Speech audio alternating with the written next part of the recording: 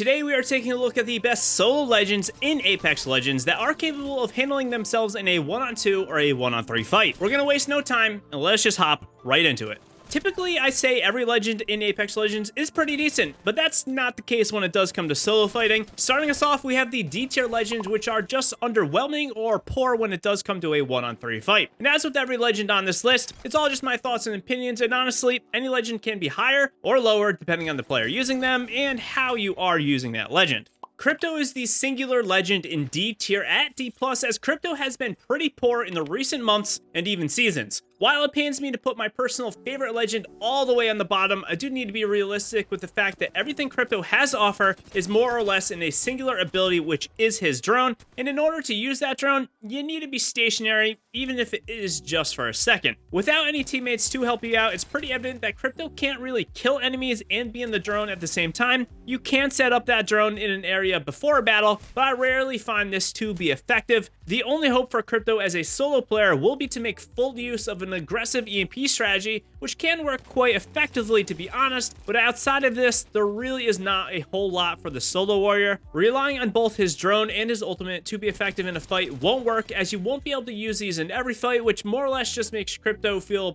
pretty weird right now. I love Crypto, but for solo, he ain't it. Moving us into the C tier legends, we have those legends who are truly just okay in Apex, nothing too terrible, but also nothing really great when it does come to solo fights. Lifeline is the first legend at C-. Lifeline's premier ability is to revive her teammates. Without teammates though, the ability doesn't exist. This leaves her with a healing drone and a care package. The care package is already pretty slow to acquire, lets everyone know where you are, and while the upgrades are nice, it is hardly needed after a fight or two. The reason Lifeline isn't in D tier is her healing drone. Dropping a healing drone while shielding up in a fight is still pretty clutch and gives you more or less double the amount of heals, allowing you to have more health a little bit quicker than other legends. Lifeline is a really great legend to play when you are dropping with randoms, but on her own, there really is not a whole lot there for taking on multiple enemies at once. The second legend at a solid C tier is going to be Seer. Seer is an interesting legend. On paper, all of his abilities are pretty solid, but it's something about his kit that is just okay for this recon legend when it does come to solo fighting. I think if you are more of a passive player, he can be a little bit higher, as his heartbeat sensor is really nice for tracking players, but it's hard to take full advantage of this when you are trying to separate enemies into one-on-ones when you are soloing. The tactical can be pretty great for canceling a revive or healing on an enemy player, but I would rather take the increased awareness from something like a Bloodhound scan. And finally, the ultimate is nice, but it's easily destroyable, and if anything, you won't really be able to protect the center of that ultimate ability, as movement is pretty massive when it does come to a 1-on-3 fight. Seer is an okay legend, but for solo, I think there's way better options than the Season 10 Recon legend. Onto the B tier legends, we have those legends that are pretty good in Apex Legends. The first at a borderline C tier is going to be Rampart at B-. Rampart has seen some improvements since her inception way back at the launch of Season 6, but for an overall aggressive playmaking legend and movement legend, she will be a little bit tougher to excel with. The difficulty to use her as a legend in this manner will be extreme, but those that do get that down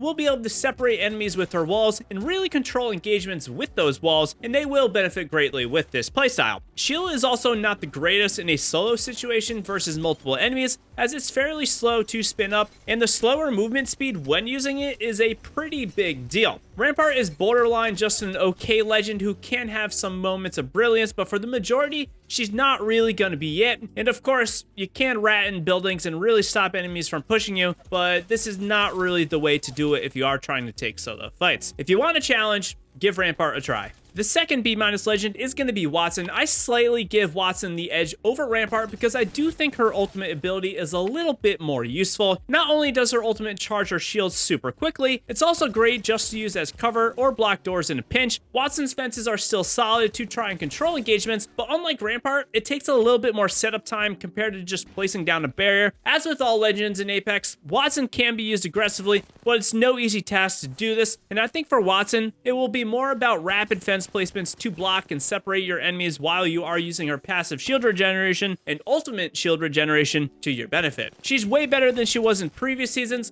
but Wattson still really is not quite meta, and this is especially the case if you are in a 1-on-2 or a 1-on-3 situation. From Wattson though, we now have Ashe at a straight up B tier. Ashe is a good legend that's power really comes from her ultimate. Ashe's passive of finding and locating death boxes and being able to ping them is nice, but it's hardly necessary for a 1-on-2 or a 1-on-3 fight. Similarly, her tactical is pretty mediocre in my opinion. A small 20 damage and a brief stun or immobilization isn't really that great, but it can have its moments if you are trying to separate enemy players. The power really does come from her ultimate ability, as she can drop on an enemy, knock them, and then quickly retreat with its use. Likewise, she could get a pick from range and then make an aggressive push on the remaining players. It's much quicker than something like Wraith's Portal, which is pretty nice, but she really isn't top tier in my mind, as overall her kit is pretty simple and the reliance on her ultimate is good, but it's really not the greatest thing to have, as it is your ultimate ability and you are not going to have this ability every single time. Next is my semi-sleeper pick of the entire list, and this is going to be Mirage at B tier.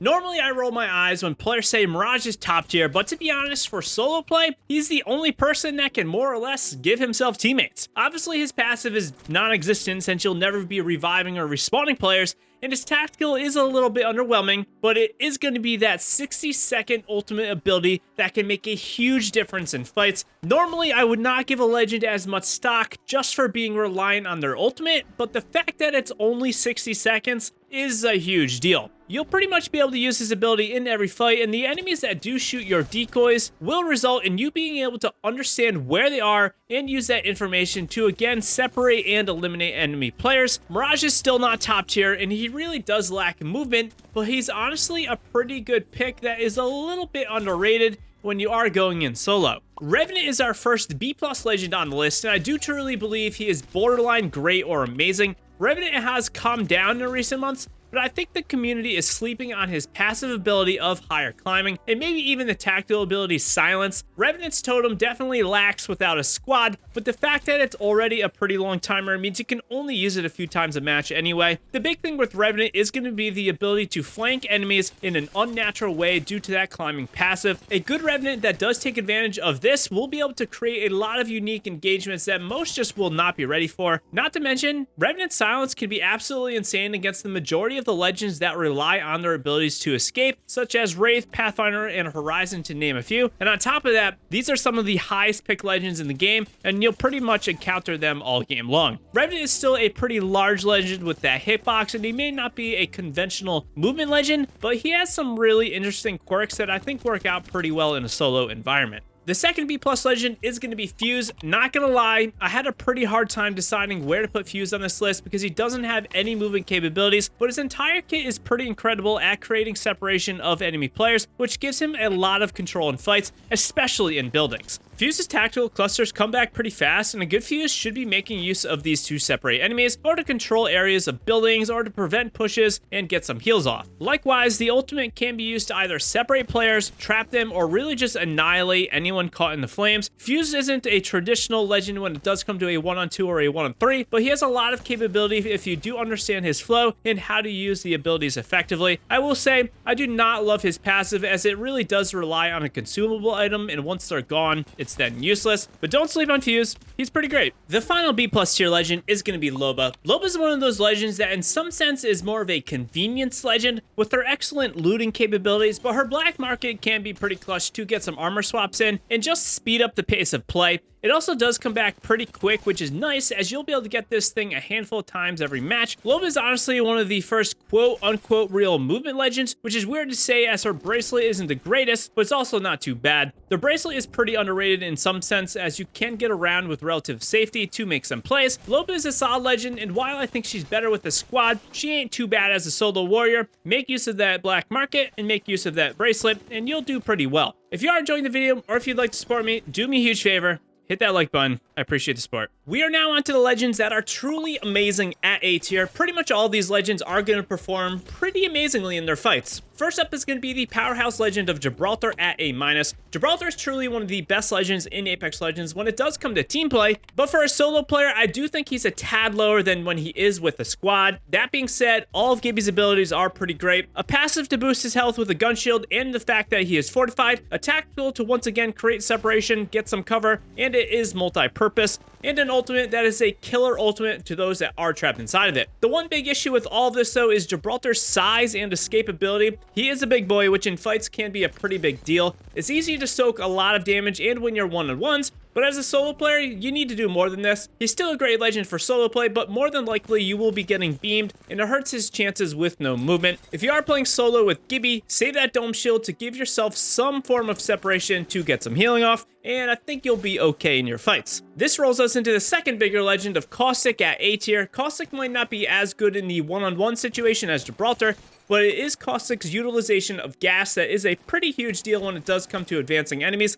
Gas allows you to better control areas, get some damage on those enemies caught in traps, and make pushes with his gas grenade. The gas is a huge deal also when it does come to separating players, and it's ultimately going to give you a huge edge in fights if you are fighting in the right spots like buildings or in closed off areas. Caustic will struggle a little bit like Gibraltar and take a little bit more damage, but it will be up to you, the player, to make the most out of the gas to stop this from happening. Also, the amount of intel you can get from a gas trap activating, you can use this information to your advantage to make some flank plays or just catch enemies off guard. Second up at a straight up A tier is going to be Bloodhound. Bloodhound is truly one of the best legends in all of Apex Legends, and it's really no exception as a solo player. Scanning is still a huge deal in Apex Legends, and in its current form, there's really no better way to gain information about a fight than a simple scan from a Bloodhound. Bloodhound's passive is just okay though, and while the tactical and ultimate ability are both insanely good, the ultimate does take quite some time to come back. That being said, a Hound in the ultimate ability can completely go off on enemy teams, and truly you need to be using that speed boost and the increased scanning to your advantage. I do not have Bloodhound in S tier because they really don't have any sort of natural movement either through a passive or tactical ability, and I truly do think movement is the most important thing when it does come to dropping solo. Also, while the scan is great on your own, it's even better when your teammates are getting to make a play off of it as well, and as a solo player, I think this gives Bloodhound a little bit less usefulness. Bloodhound is absolutely nuts though, give them a try.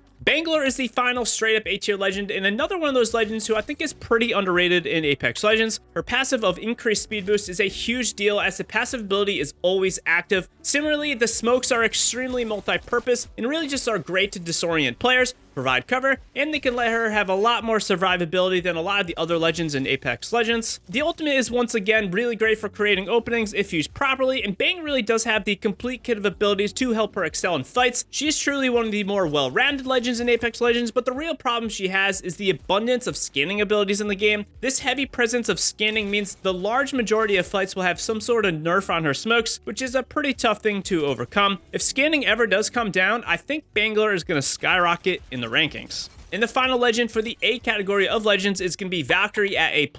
Valkyrie is one of the most solid legends in Apex Legends with a lot of unique movement at her disposal, from a passive jetpack, an ultimate to get yourself across the map, and that tactical ability which is mega underrated and one of the more solid ones, as opening a fight with a free stun is a pretty huge, and you get to do it every 30 seconds. The one semi-negative for Valkyrie is going to be that her jetpack can be kind of revealing if you are not using it properly, and Valkyrie semi-relies on terrain to be used effectively. A Valk in the open or flying too high is pretty easy to kill, and it's one thing to watch out for if you are playing as Valk. That ultimate ability is great for rotations and getting more action, but for a 1-on-2 or a 1-on-3 fight, it's somewhat unneeded as it doesn't really do anything for fighting. Valkyrie is one of the best legends in the game right now, and she is definitely worthy of your pick.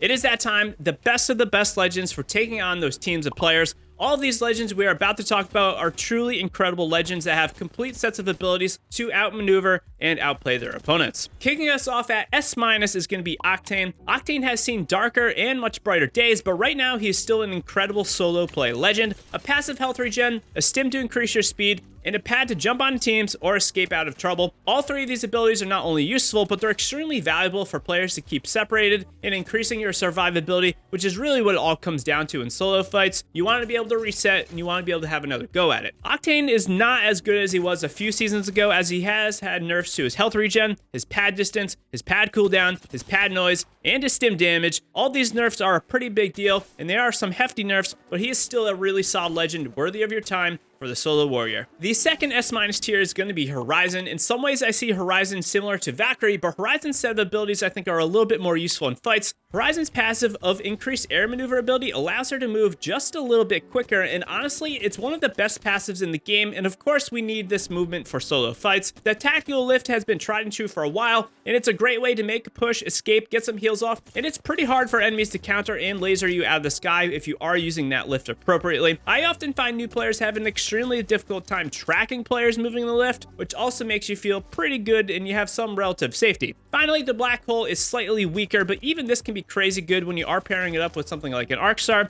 or if you are trying to breach a building. Horizon is a movement legend that has been a little bit better in the past, but she's also been much worse. She's a great legend right now, worthy of any solo warrior's time, and a good Horizon can be one of the toughest legends for you to deal with. Next up, we have the straight up S tier legend of Pathfinder. Pathfinder is one of those legends who doesn't per se have a complete kit of abilities, but it's truly that grapple that is literally just insane. One of, if not the highest skill ceiling abilities in the game, and there are very few ways to provide better escapability than his grapple. Path's passive is pretty poor, or maybe even non-existent, but even his ultimate is solid and goes much further than a lot of people really use it for. Pathfinder did have a rough patch in the middle of Apex Legends life cycle, but as of late, he's really a very solid legend who is very well capable of handling himself in solo versus multiple enemy situations. If you want arguably one of the hardest legends but the most rewarding movement legend in the game, you're gonna want to give Pathfinder a try. And again, it really comes down to that grapple. The grapple isn't as linear as say something like Horizon's Lift, which is generally locked into one area. You can really use that grapple in any spot in any different way, and it's truly that grapple that is incredible.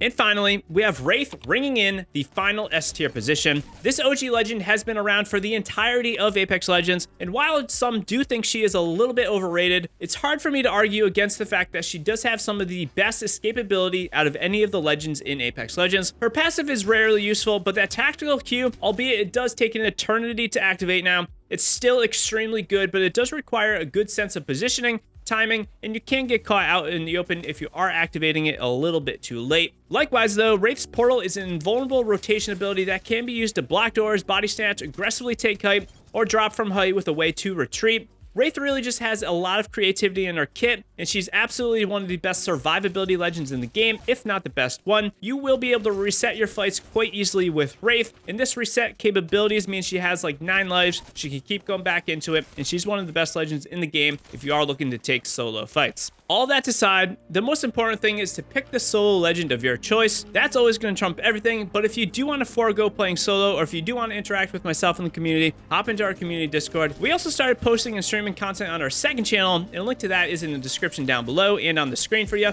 Till next time, everyone, happy gaming, legends.